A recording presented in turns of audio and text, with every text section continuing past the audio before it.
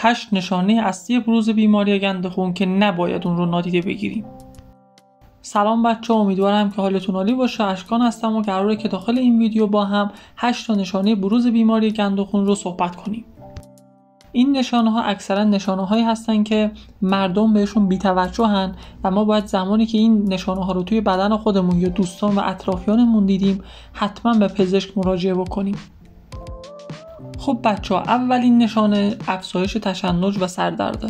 تغییرات در سطح گند خون میتونه که باعث تغییرات روانشناختی بشه و در نتیجه اون تشنج‌ها و سردردها خیلی بیشتر میشه و افزایش پیدا میکنه.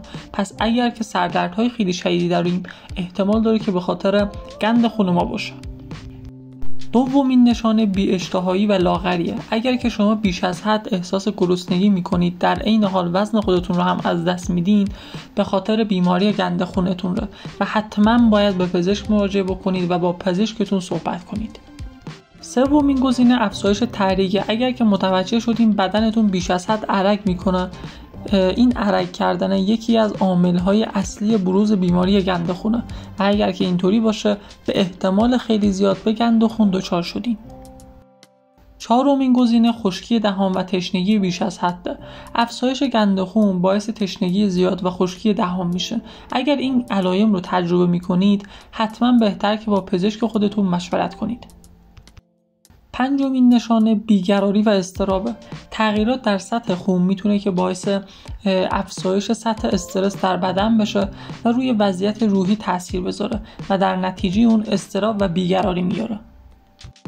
ششمین نشانه کاهش تمرکز و کارایی. بیماری گند خون میتونه که تمرکز و توانایی کارایی شما رو کاهش بده و اگر این تغییرات رو تجربه میکنید حتما باید با پزشک مشاور خودتون صحبت کنید.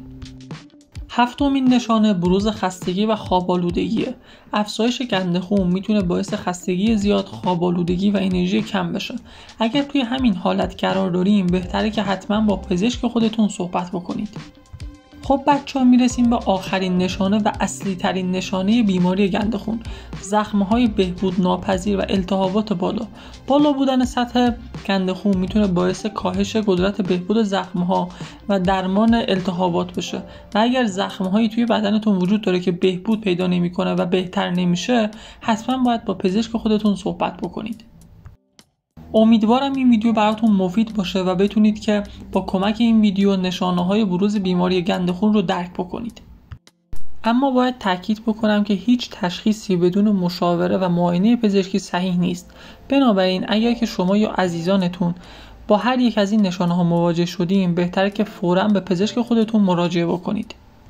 خیلی ممنون که تا اینجای ویدیو با من همراه بودین. حتما کانال من رو ساب بکنید و زنگوله رو بزنید و اگر که هر نظری داشتین داخل بخش کامنت ها برای من بنویسید.